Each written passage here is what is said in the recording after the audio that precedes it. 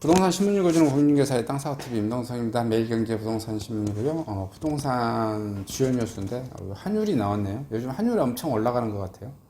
부동산 소식과 관련은 없는 것 같은데 그래도 주요 뉴스에 미국 달러 엄청 이게 좀 중요한 이슈이기도 하죠. 이 환율이 많이 올라감으로 인해서 수입하는 그 중소기업은 죽을 맛이죠. 수출하는 대기업은 살판 났고요.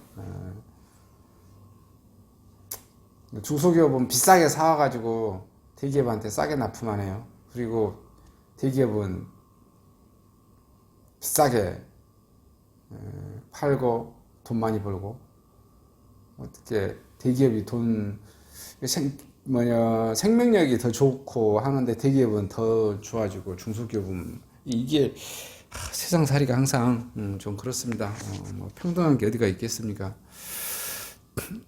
그 다음에 이제 기생충 영화가 나왔던 동네에 3,115가구 들어선다고 하네요. 서울시 재개발 8구 선정됐고요. 전세계약서 쓰기 전에 반드시 확인하세요. 깡통 전세 A방 3대 서비스 운영한다고 하네요. 그냥 전세 살지 말고요. 월세 살다가 그냥 아파트 사세요. 이제 전세 사가지고 맨날 그 해마다 수십 건에서 수백 건, 지금 그 인천 미출구에서 수백 건 그 깡통 전세 나와가지고 피 말리는 것 같아요. 원금 뜯기고. 잠시 일정 거주할 때는, 내가 생각을 해봐요. 내가 2억 가지고 있어. 2억 전세를 왜 줘? 응? 3억이 있는데 전세를 왜 주냐고. 그냥 보증금 3천에 월세 냈다가 나머지 3억을 계약금 걸고 아파트 사버리면 되지. 월세 조금 살다 그냥 아파트를 사시라고. 전세 살 생각하지 마시고. 아니면은 이 전세 이거 하시고 나서 그 보증보험에 가입하시든지요.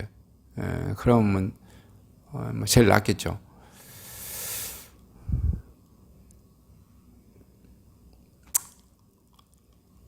그다음에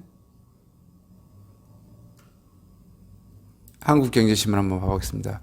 자, 대기업이 밀려들던 마곡지구죠. 마곡지구도 아파트 가격 많이 올랐었는데 4억이 뚝 떨어졌다고 그러네요. 급매물에 휘청거린 주택시장입니다. 그 다음에 광명 뉴타운은 지금 막 1구역, 2구역 해서 아주 십몇 구역까지 엄청 대규모로 하는데, 철산추공 광명 뉴타운 지구단위 조성해서 개발하고 있습니다. 여기 뭐 지하철 7호선인가요? 광명 사거리 아주 좋습니다. 지금 현재 상황이 집값이 하락해도 매수가 실종돼 버렸어요. 부동산 빙하기에 접어들었다는 그런 소식입니다.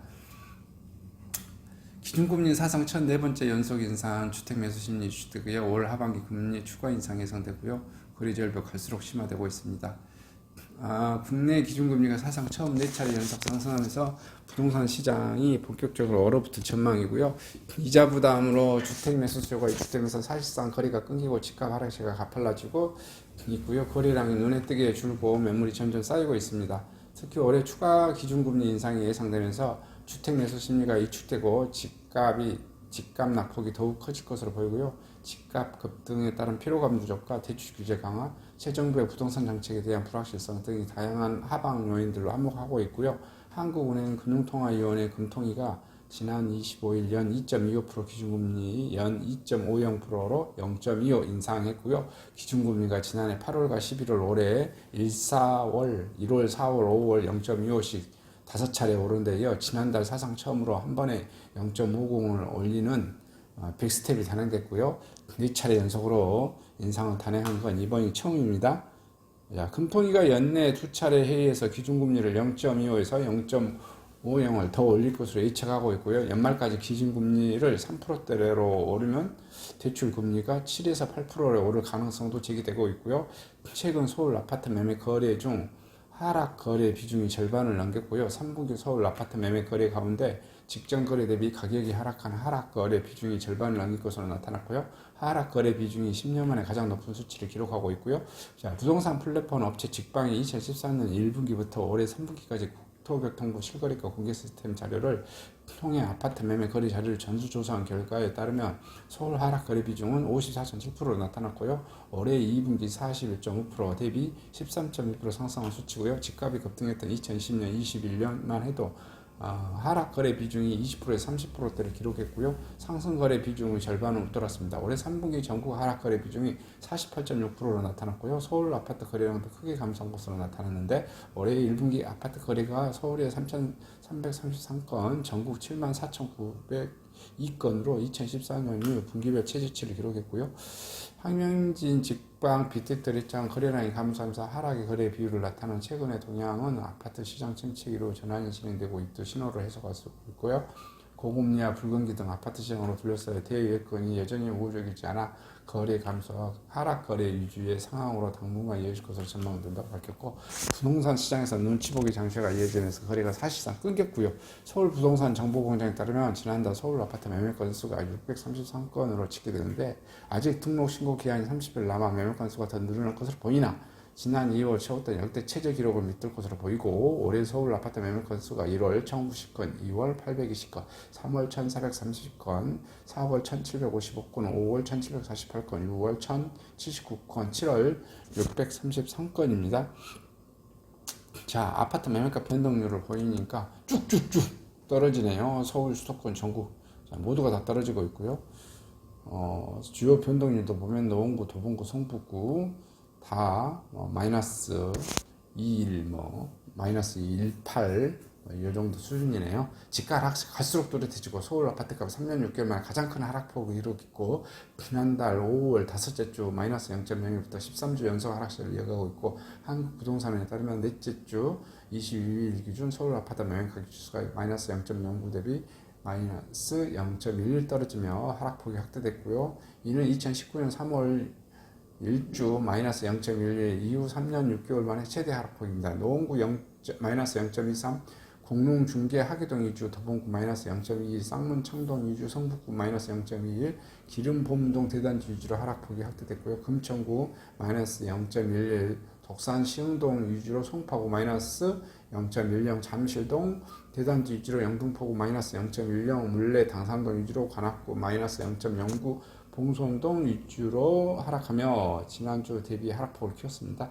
전문가들은 추가 금리 인상으로 집값의 하방 압력이 계속되고 거래절벽도 심화될 것이라고 내다봤습니다.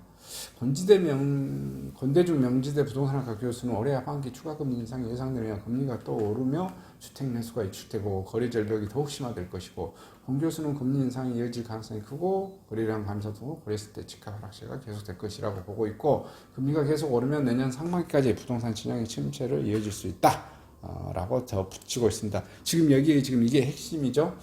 우리 하반기까지 금리는 계속해서 인상될 거고, 금리가 3.5%까지, 기준금리가 중앙은행 기준금리 3.5%, 지금 미연준 다음 달에 또 0.75 올리죠.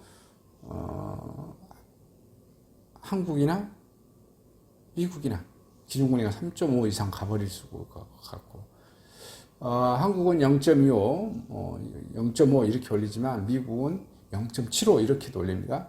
미국은 한 방에 4% 올린 과거의 데이터도 있습니다. 그래서 쭉쭉 올릴 것 같아요. 그 다음에 내년에도 올릴 것 같아요. 내년에도. 그래서 올 하반기도 부동산 가격은 계속해서 하락할 거고, 내년에도 하락할 것으로 예측되어집니다. 지금 가상화폐, 주식, 금도 있죠. 금은 또 부동산, 아파트, 상가, 토지, 다 하락할 거예요. 다. 왜 하락하냐? 이것은 그 금리가 계속해서 인상됨으로 인해서 시중에 돈이 말라, 통화량이 말라. 봐봐요. 금리를 올리게 되면 대출 이자가 많이 나와서 내가 벌어들인 소득의 일부가 은행으로 빨려 들어가죠. 대출. 그다음에 이제 대출이 또 다른 사람들은 이자가 높기 때문에 겁먹어서 안 하고, 또 돈 있는 사람은 대출을 일부 상환하고, 계속해서 은행으로 돈이 빨려 들어가는 거잖아요. 시중에 돈이 사라지고, 그리고 또 예금을 하면은 금리를 많이 줘. 그러니까 어떻게 돼? 또 목돈이 예금이나 적금을 들어서 또 은행으로 빨려 들어가. 시중에는 돈이 계속해서 사라져. 마치 지상에, 호수에, 강에 떼약볕이 째려내려서 수증기로 증발돼서 다 하늘로 물이 날아가 버린 것처럼 물이 다 날아감으로 인해서 지금 뭐 유럽이나 미국에, 중국에 워낙 떼약볕이 많이 비쳐서 가뭄이 들어서 지금 강 바닥에 막 다 드러나고 공룡 발자국도 나온다는 뉴스도 나오고, 마치 이것이 여러분들이 시중에 돈이 사라지는 것과 비슷해 보인다 이거예요. 돈이 사라지고 말라버리면 어떻게? 먹고 살기 힘들죠. 먹고 살기 힘들면 어떻게 된다? 가격이 하락한다. 자산시장 가격이 하락한다. 근데 미 연준은 왜 이 짓을 하냐? 당연하지. 물가를 잡기 위해서 자산시장을 공격합니다. 자산시장을 공격하는 것은 뭘로 공격하는 거예요? 이자율을 올려서. 근데 여러분 봐봐요. 물가의 포지션을 가장 많이 차지하는 게 뭐야? 봐봐. 버스비 올랐어, 물가 뭐 올랐어, 상속값 올랐어, 기차값 올랐어, 햄버거값 올랐어, 기름값 올랐어. 근데 이 중에서 또 뭣도 올라? 레미콘값, 시멘트값, 중장비값 막 계속 오를 거 아니에요. 토목값, 나무값 다 오르지. 근데 여기서도 또 가장 포지션 비율을 많이 차지하는 게 뭐예요? 주택 가격이잖아요. 주택, 아파트 가격. 근데 이 아파트 가격을 떨어뜨려 보면 어떻게 돼요? 물가 상승률이 많이 하락한 것처럼 보이잖아요. 전체 총량에. 그래서 뭐냐면은 미 연준이나 중앙은행들은 어디를 공격해? 자산시장을 공격하는 겁니다. 자산시장을 공격해서 자산시장의 가격을 떨어뜨려 놔야 물가가 아래처럼 보여요. 그래서 올 하반기 내년에도 계속해서 미 연준이나 한국은행 중앙은행은 자산시장을 공격하고 자산시장 가격은 하락할 것이다. 그런데 중요한 것은 모든 사람들이 여기까지만 얘기해. 여기까지. 이렇게 폭락했을 때, 이렇게 하락했을 때, 이럴 때 사야 돼. 이럴 때. 사람들은 이럴 때 안 사는데 지나놓고 보면 쌀 때 사야 되잖아. 우리는 모두가 인지하잖아. 쌀 때 사야 된다. 지금 하반기에 벌써 4억, 5억 서울 아파트 가격이 떨어졌고 지방 아파트 가격도 막 2억, 1억씩 떨어졌습니다. 그럼 벌써 떨어졌잖아요. 싸잖아요. 그럼 사야지. 물론 내년에 더 떨어질 수도 있고 또 다시 치고 오를 수도 있는데 그건 모르겠어요. 여기서 올 하반기에도 주택이 마음에 든 게 있으면 사시라 이렇게 저는 말씀드리고 싶고요. 그 다음에 내년에 또 봐가지고 마음에 든 뭐 조건이 있어야 될 거예요. 조건 여러 개 맞춰주면 그 맞춰준 조건에 여러분의 주택을 사시라, 쌀 때 사시라 이렇게 말씀드리고 싶습니다. 이상